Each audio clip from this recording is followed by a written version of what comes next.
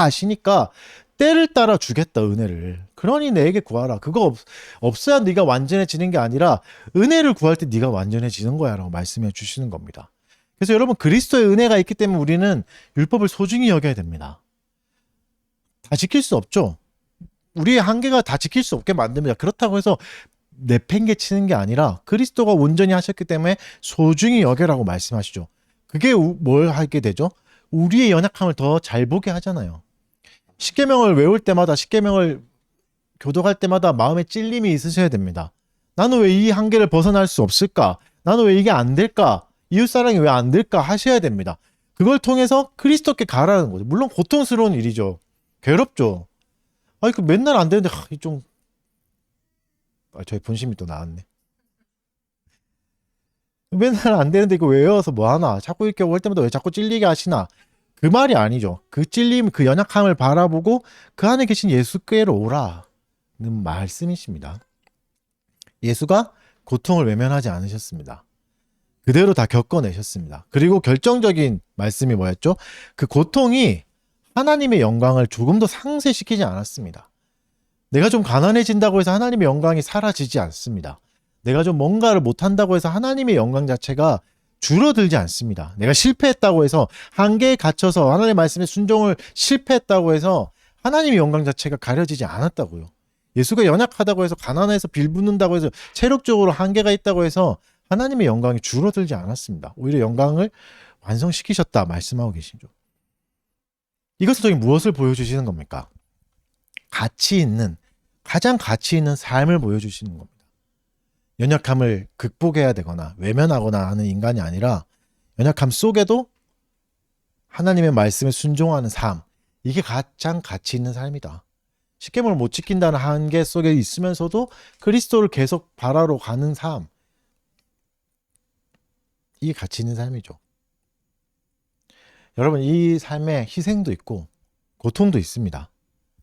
하지만 이 고통과 희생이 우리를 영광으로 인도해 주신다 라고 말씀해 주시는 겁니다. 실패할 때마다 그리스도를 바라보라 라고 말씀해 주시는 겁니다. 여러분, 진짜 초월은 여기 있는 겁니다. 진짜 초월은 형이상학적인 위에 있는 게 아니라 우리의 연약함 속에 있다 라고 말씀해 주시는 겁니다. 그러니 여러분, 애써 부정하려 하지 마십시오. 이상적인 현상에만 집중하지도 마십시오. 내 힘으로 모든 걸 극복해야 된다고도 생각하지 마십시오. 물론 삶을 포기하라는 말이 아닙니다. 그냥 가난한 대로 살아라, 그대로 살아라, 이 말이 아니라 그 연약함을 안고 그리스도께 담대히 나아가란 말입니다. 그리스도께로 나아가라. 그리스도가 우리의 연약함을 다 알고 계신다. 그러니 나아가라 말씀해 주시는 거죠. 그리스도를 바라보라. 오늘 본문은 그걸 말씀해 주시는 겁니다. 그리스도를 바라보라. 너희의 대제사장을 주셨으니까 그를 의지하라 라고 말씀해 주시죠. 멜기세덱의 반차를 따른 대제사장이라고 말씀하시죠. 멜기세덱의 반차, 이제 역사, 경륜, 멜기세덱의 후손이다, 뭐 이런 말씀이잖아요. 이제 7장에서도 나올 텐데, 살렘 왕이라는 멜기세덱이 신비한 인물입니다. 갑자기 뜬금없이 등장해요, 성경에서. 그러면서 멜기세덱의 가장 큰 특징은 간단히 말하면 왕이면서 제사장인 존재였습니다. 두 가지를 다 가진 거죠. 유다의 어떤 왕도 동시에 제사장일 수 없었습니다. 완전히 분리된 직분이었거든요. 그런 왕이 있었죠. 한번 제사장 직분까지 하려고 했던 왕이 있었죠. 우시아라는 왕이. 어떻게 됐죠? 벌 받았습니다. 한센병 걸렸죠. 하나님이 치셔가지고. 왕인데 제사장까지 하려다가. 그러니까 불가능한 거였어요. 절대 어떤 왕도, 대단한 다윗 왕도 가지지 못한 게 제사장 직분인데, 멜기세덱은 이 두 가지를 다 했다. 이 반차를 따는 이 계열에 있는 왕이, 대제사장이 예수다. 예수는 왕과 제사장의 직분을 함께 할 수 있는 자다. 진정한 초월자다. 왕이면서 제사장을 동시에 할 수 있는 존재다. 이 초월한 존재가 초월한 곳에 계시지 않고 연약함 속으로 들어오셨다. 우리의 부족함과 한계와 너무 부정하고 싶은 곳으로 들어오셨다는 거죠. 사랑하는 여러분, 우리의 연약함을 좀 다시 바라봤으면 좋겠습니다. 괴로울 겁니다. 연약함이라는 것은 마냥 예쁘고 아름다운 게 아닙니다. 감상적인 게 아닙니다. 너무 괴롭고 때로는 역겹고 보기 싫은 게 연약함이죠. 절대 극복할 수 없는 나의 한계들을 바라보십시오. 나의 과거들, 극복할 수 없습니다. 과거에 일어난 걸 어떻게 바꾸겠습니까? 나의 가족과 환경들, 배경들 어떻게 바꿀 수 있겠습니까? 그게 한계잖아요. 나의 출신, 육체적 한계, 가난함, 심리적 연약함, 멘탈의 약함들, 의지가 약하고 부족한 것들.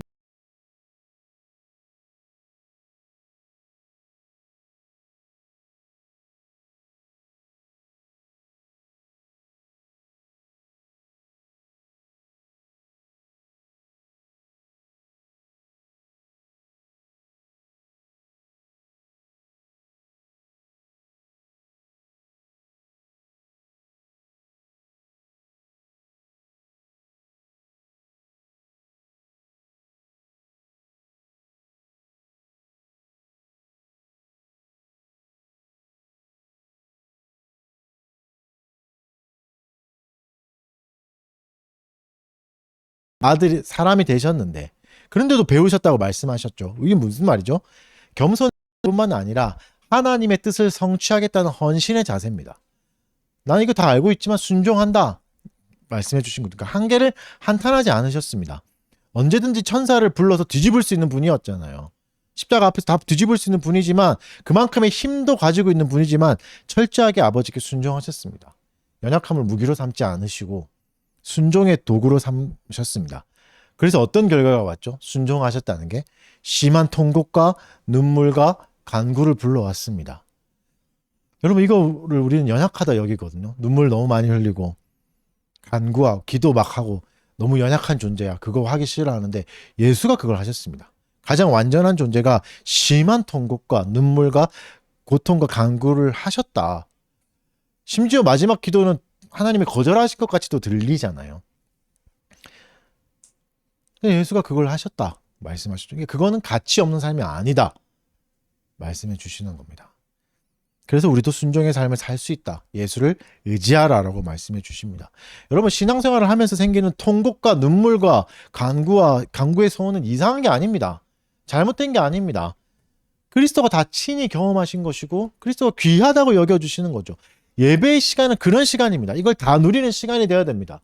찔림이 있으셔야 됩니다. 괴로움이 있으시고 고통이 있으셔야 됩니다. 십계명을 낭독할 때 괴로움 가운데 회개하고 나는 왜 안 될까 한계에 부딪히셔야 됩니다. 그래서 어디로 가야 되죠? 전체 예배가 가리키는 예수 그리스도를 바라보고 그분께 또다시 의지해야 됩니다. 그 안에서 하나님께 간구해야 되는 거죠. 여러분 우리를 억지로 하늘로 올릴 필요가 없습니다. 우리에게 생기는 감정을 부정하면서 무조건 기쁨을 추구하는 존재가 되지 않아도 됩니다. 성장이라는 길로만 가지 않아도 됩니다. 그리스도를 누리십시오. 예수를 믿고 의지하십시오. 그가 하신 일을 묵상하고 이해하라고 오늘 본문은 말씀해주고 계시는 겁니다. 더 성장해라. 이거 연약하면서 이 말이 아니라 또 예수 보고 너 더 성장해라. 이 말도 아니라 예수를 바라보랍니다. 연약함 속에서 하나님이 우리의 연약함 속으로 메시아를 보내주셨습니다. 그래서 초월만 가치 있는 게 아니라는 걸 알려주셨죠. 연약함도 가치 있는 거다. 연약함도 귀한 거다. 그러니 여러분 삶을 포기하지 말아야 됩니다. 치열한 경쟁 속으로만 자기를 몰아치지도 않아야 됩니다. 균형을 유지해야 됩니다. 그럼 어떻게 해야 됩니까? 뭘 하란 말입니까? 말씀대로 살라는 말입니다. 어떻게 해야 되죠? 십계명 안에 있습니다. 안식을 지키라고 말씀하시면 안식하는 거고 것을 탐내지 말라고 하면 그 이웃의 재산을 인정해 주는 거고 내가 가진 것에 만족하고 감사하면 되는 거죠. 모든 삶의 모범은 십계명 안에 다 있습니다. 그걸 따르면 되는 겁니다. 우리에게 주신 계명 안에 다 있는 거죠. 뭔가를 더 하려 하는 게 아니라 그리스도를 바라보시면 됩니다. 말씀의 결론을 맺겠습니다. 예수는 어떻게 하셨죠? 대제사장이 돼서 우리가 감당할 수 없는 연약함을 대신 짊어주셨고 연약함을 통해서 하나님의 영광을 드러내 주셨습니다. 그리스도는 우리의 연약함이 존재하는 이유를 알려주셨죠. 왜 연약함이 존재하죠? 하나님께 영광이 되라고, 하나님을 바라보라고, 그리스도를 통해서 하나님께로 나아가라고, 또 그것이 우리 삶의 깊은 가치임을 알려주셨죠. 그래서 그분을 바라봄으로 인해서 우리의 한계가 실제로는 초월을 향한 한 걸음임을 알 수 있게 됩니다. 아, 이게 진짜 가치 있는 삶이구나. 이게 내가 그렇게 원하던 삶이 이거구나라는 거죠. 물론 그 안에 고통과 괴로움이 있지만 이것과 함께 가는 게 가치 있는 구나를 깨닫게 해주시는 거죠. 예수 그리스도는 우리에게 완벽을 추구하는 삶 대신에 뭘 가르쳐 주시죠? 하나님 안에서 연약함을 함께 누리고 살아가는 법을 가르쳐 주십니다. 그리고 삶에 충실할 수 있는 방법을 알려주십니다. 우리가 직면한 한계와 시험과 또 우리의 죄까지도 하나님이 예수님 다 알고 계시잖아요. 대제사장이 되셨다는 거 우리의 죄를 다 속죄해 주셨다는 겁니다. 그래서 어떻게 해야 됩니까? 우리의 부족함을 인정하고 성장하고자 하는 겸손한 마음, 그리스도를 바라보고자 하는 그 마음을 가지시면 됩니다. 그걸 가지라고 오늘 본문이 말씀하십니다. 여러분, 우리에 있는 연약함을 부정하거나 회피하려고 해서는 안 됩니다. 연약함을 인정하고 하나님의 영광을 추구하는 삶을 살아가야 됩니다. 이게 가치 있는 삶입니다. 약한 가운데 주를 바라보는 것, 그리스도를 더 의지하는 것, 이게 본받는 삶인 것이죠. 진정한 평화를 경험할 수 있는 겁니다.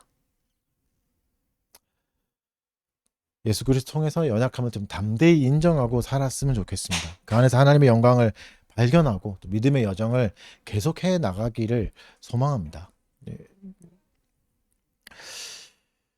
우리 한번 다 같이 기도했으면 좋겠습니다.